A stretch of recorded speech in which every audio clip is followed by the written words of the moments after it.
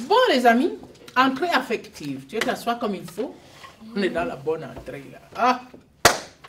Comment tu te sens, Anna?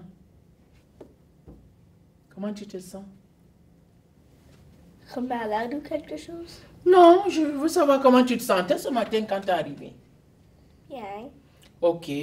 Dis-moi comment tu te sentais quand tu faisais le travail de l'orthographe. Pas vraiment bien. Pourquoi? À cause je n'aime pas. Tu n'aimes pas l'orthographe?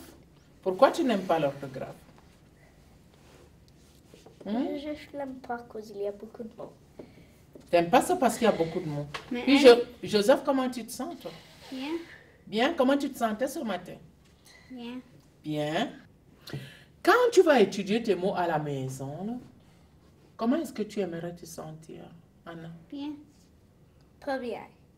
Tu te sens pas bien quand tu étudies tes mots d'orthographe. Pourquoi tu te sens pas bien? Pourquoi? Parce que tu n'aimes pas l'orthographe? Non. Pourquoi tu n'aimes pas l'orthographe, Anna? Je Parce que l'aime pas. c'est difficile. Moi aussi, je trouve ça difficile. Elle me donne comme millions de mots. Il te donne comme 1 million de Comme mots. 24 ou quelque chose. Non, maintenant, seulement 12. Ok. Entrée affective 1. Dire le sentiment que l'on éprouve avant d'étudier le mot. Alors, comme j'ai posé la question aux amis tout à l'heure, ils nous disent comment ils se sentent avant d'étudier le mot, pendant qu'ils étudient le mot ou après. Entrée affective 2. Choisir des entrées pour traiter le mot selon le sentiment que l'on éprouve pour chacune. Alors, quelle est l'entrée que tu as aimé le plus ce matin? Qu'est-ce que tu as aimé faire ce matin? Dis-moi une chose que tu as aimé si tu t'en rappelles. Juste le Play-Doh. Ok, C'est tout. tu as aimé ça travailler avec la pâte à modeler. Joseph, qu'est-ce que tu as aimé toi ce matin de ce qu'on a fait? Guimauve. Ok, alors tu as aimé ça, manger les guimauves. Entrée affective 3, durant la tâche, s'arrêter et dire comment on se sent. Entrée affective 4, à la fin de la tâche, exprimer son sentiment positif ou négatif au sujet de la tâche, comme on venait de faire. Entrée affective 5, avant de commencer à écrire le mot, préciser comment on se sent sur une échelle de 1 à 5. OK? Bon, alors je vais vous donner un mot à écrire. Tiens, je vais te donner un mot très simple. OK? Je vais te donner le mot jouer.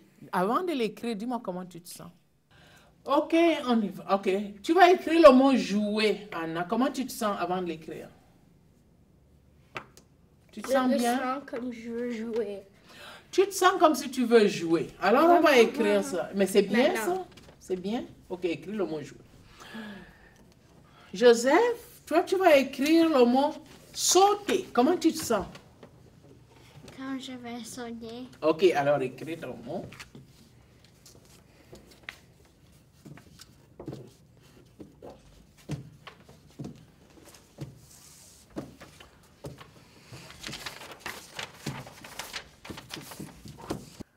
Entrée affective 6. Écris son niveau d'engagement sur une échelle de 1 à 5. Anna, je commence avec toi. Est-ce que tu as fait ton possible aujourd'hui? Tu as vraiment travaillé comme il faut? Assis-toi comme il faut. Moi, je ne sais pas. Hein. Juste le Joseph, qu'est-ce que tu en penses? Est-ce que Anna était vraiment concentrée? Elle a travaillé comme il faut? parce que je donnerai un 3. Un 3, moi aussi, parce que je t'ai dit plusieurs fois, Anna, reste tranquille, on va travailler fort. Est-ce que tu veux faire ton possible pour d'ici la fin, tu sois à 4 ou 5? Promis? C'est juste que je suis fatiguée. Ok, on va arrêter bientôt. Joseph, maintenant c'est à toi, Anna. Joseph, toi, tu te donnes combien dans ton engagement à travailler aujourd'hui? Moitié 1, moitié 2. Ouais! Donc, tu n'as pas fait d'effort. 5, ça veut dire que tu as bien fait. 1, c'est que tu n'as pas. Ah oui. Tu te donnes combien? Moi, je l'ai donné. Attends. Tu le donnes combien? Moitié 5. Moitié de 5, c'est combien? 4 et moitié. 4 et demi. Tu lui donnes combien, Anna? Et si tu penses qu'il a travaillé fort aujourd'hui? Moi, je lui donnerai un 5. Tu lui donnerais un 5?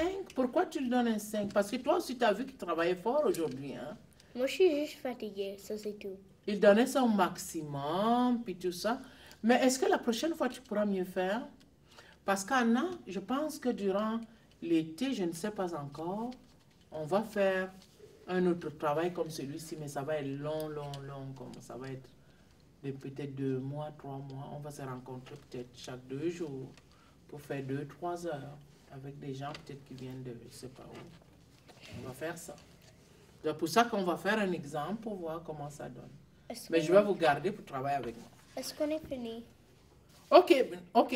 Entrée affective 7. Dire ce que l'on a le plus aimé ou détesté. Qu'est-ce que tu as le plus aimé, Anna? Et qu'est-ce que tu n'as pas aimé?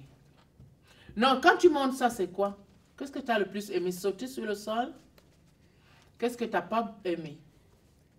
Faire ses affaires comme sur la table. Donc, tu as moins aimé le travail fait sur la table. Tu aimais beaucoup quand tu allais sauter et couper les syllabes en jouant à la grenouille. Joseph, qu'est-ce que tu as le plus aimé? Les guimauves. Qu'est-ce que tu n'as pas aimé? Une chose que tu n'as pas aimé. Pâte à modeler. Tu n'as pas aimé la pâte à modeler. C'est bizarre, hein? Chacun a sa chose qu'il aime. Puis Daniel, qu'est-ce que toi tu as aimé le plus? Boire mon jus. Boire ton jus. Qu'est-ce que tu as détesté? Hein? Vas-y. De me lever ce matin. Ah, tu t'es levé ce matin. Ok, qui a déjà travaillé les mots d'orthographe avec ses grands-parents? Mes grands-parents sont seulement anglais. Mes grands-parents sont anglais et ils vont toujours sur des vacances. So, Alors, entrée affective, étudier les mots d'orthographe avec ses grands-parents ou l'autre parent, une tante, un oncle. Est-ce que tu as déjà étudié avec un oncle? j'ai étudié avec mon tante. Ta tante? Comment est-ce qu'elle fait? Est-ce qu'elle est gentille, bonne?